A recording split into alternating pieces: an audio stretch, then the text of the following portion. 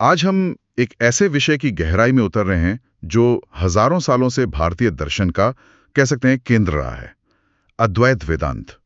हमारे पास इस पे जो लेख हैं वो काफी गहरे हैं, तो कोशिश यही रहेगी कि इसके जो सबसे जरूरी आइडियाज हैं उनको समझें।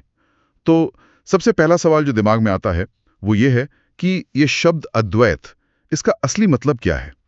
सुनने में तो ये अद्वैत यानी जो दो नहीं है जैसा लगता है, पर क्या ये इतना ही सरल है? ये बहुत अच्छा सवाल है, क्योंकि यहीं से सारी बात शुरू होती है। देखिए, अद्वैत का शाब्दिक अनुवाद तो गैर द्वैत या दो नहीं ही है, लेकिन इसका जो गहरा अर्थ है वो है नॉन सेकंडनेस। नॉन सेकंडनेस? हाँ, मतलब जिसके अलावा कोई दूसरा न हो। ये समझना बहुत जरूरी है। इसका मतलब ये नहीं कि दो चीजें मिलकर एक हो गईं। अच्छा। बल्कि ये कि असल में केवल एक ही परम सत्य है, जिसे ब्रह्म कहा गया है। तो ये जो दुनिया हमें दिखती है, जिसमें इतनी विविधता है, वो कोई दूसरा परम सत्य नहीं है। ठीक है, जिसके अलावा कोई दूसरा ना हो। लेकिन फिर ये दुनिया जो हमें दिख रही है, ये सब क्या है? अगर ब्रह्म के अलावा कोई दूसरा है ही नहीं, तो हमारा अस्तित्व, व्यक्ति का अस्तित्व, वो कहाँ है इस तस्वीर में? और यही अद्वैत वेदांत का सबसे कह सकते हैं क्रांतिकारी विचार है। इसके अनुसार जो व्यक्तिगत आत्मा है, जिसे आत्मन कहते हैं, आत्मन? हाँ, वो उस परम सत्य ब्रह्म से अलग नहीं है। वो मूलतः एक ही है। एक ही है? जी, जो जीव या व्यक्ति की आत्मा है वो उस अनंत ब्रह्म का ही एक प्रतिबिंब है, जो बस इन अलग अलग शरीरों में सीमित दिखाई देती है। तभी तो वो प्रसिद्ध कथन है, अहम ब्रह्मास्मि, मैं ब्रह्म हूँ, और तत्त्वम असि, तुम वही हो। बिल्कुल, ये इसी एकता की घोषणा करते हैं। ये तो मतलब बहुत गहरा विचार है। लेकिन अगर हम एक ही हैं, तो फिर ये अलगाव क्यों महसूस होता है? मुझे तो साफ साफ लगता है कि मैं अलग हूं और ये दुनिया अलग है। ये अंतर क्यों है? इसी अलगाव के अनुभव को अद्वैत माया और अविद्या यानी अज्ञान से समझाता है। अविद्या, अज्ञान? हाँ, अज्ञान की वजह से हम चीजों पर ऐसे गुण थोप देते हैं जो उनके हैं ही नहीं।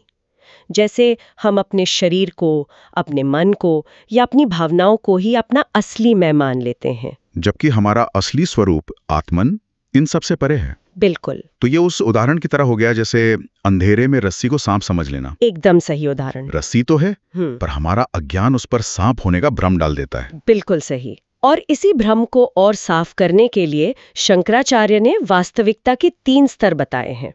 पहला है पारमार्थिक सत्य। ओके, ये परम या निरपेक्ष सत्य है।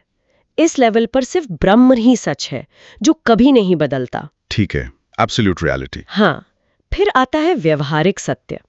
ये हमारी रोज की दुनिया होगी। हाँ, ये हमारा रोजमर्रा का यथार्थ है, जिसमें हम जीते हैं, काम करते हैं। ये दुनिया, लोग, हमारे अनुभव, ये सब इस स्तर पर सच है। लेकिन परम सत्य नहीं है। नहीं, क्योंकि ये बदलता रहता है। और तीसरा? तीसरा है प्रातिभासिक सत्य।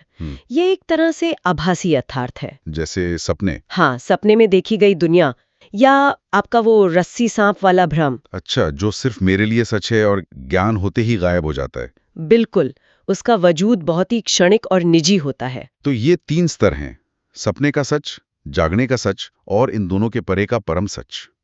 अगर हमारी रोज की जिंदगी एक व्यवहारिक सत्य है, तो उस परमार्थिक सत्य तक, उस परम सत्य तक पहुंचने का रास्ता क्या है? रास्ता है ज्ञान, जिसे विद्या कहा गया है। और ये ज्ञान मिलता है उपनिषदों के महावाक्यों के चिंतन से। ये वो महान कथन है जो आत्मा और ब्रह्म की एकता को प्रकट करते हैं। महावाक्य जैसे तत्त्वम असि, ये बहुत सुनने में आता है। जी। इसका क्या मतलब है? ठीक ठीक। तत्त्वमसि का अर्थ है तुम वही हो। यहाँ तत् यानी वही इशारा करता है परम सत्य ब्रह्म की ओर। और त्वम? त्वम यानी तुम इशारा करता है व्यक्ति की असली आत्मा, आत्मन की ओर। तो एक तरह से आईना दिखा रहा है। बहुत अच्छा कहा। ये बस उस भ्रम को दूर करता है कि तुम्हारी आत्मा ब्रह्म से अलग है। इसी तरह अहम ब्रह्मास्मि है, मैं ब्रह्म हूँ, और अयम आत्मा ब्रह्म, यह आत्मा ब्रह्म है। जी, ये सभी महावाक्य इसी एक सत्य को उजागर करते हैं। और इस ज्ञान को पाने का मतलब ही मोक्ष है? हाँ, इस ज्ञान को प्राप्त करने का मतलब है मोक्ष पाना। जन्म मृत्यु के चक्र जिसे संसार कहते हैं, उससे मुक्ति। और अद्वैत के अनुसार ये मुक्ति जीते जी भी संभव है, जिसे जीवन मुक्ति कहते हैं। जी, जीवन मुक्ति। तो ये ज्ञान, ये मोक्ष क्या ये अचानक से होता है, जैसे कोई बल्ब जल गया हो, या इसके लिए सालों की साधना और पढ़ाई की जरूरत होती है? मतलब क्या कोई गुरु के मुंह से तत्वम असि सुनते ही मुक्त हो सकता है? ये अद्वैत परंपरा के अंदर एक बहुत ही गहरी और पुरानी बहस का मुद्दा रहा है। स्रोत बताते हैं कि इस पर दो मुख्य धाराएं रही हैं। एक धारा मानती है कि ज्ञान एक झटके में होता है।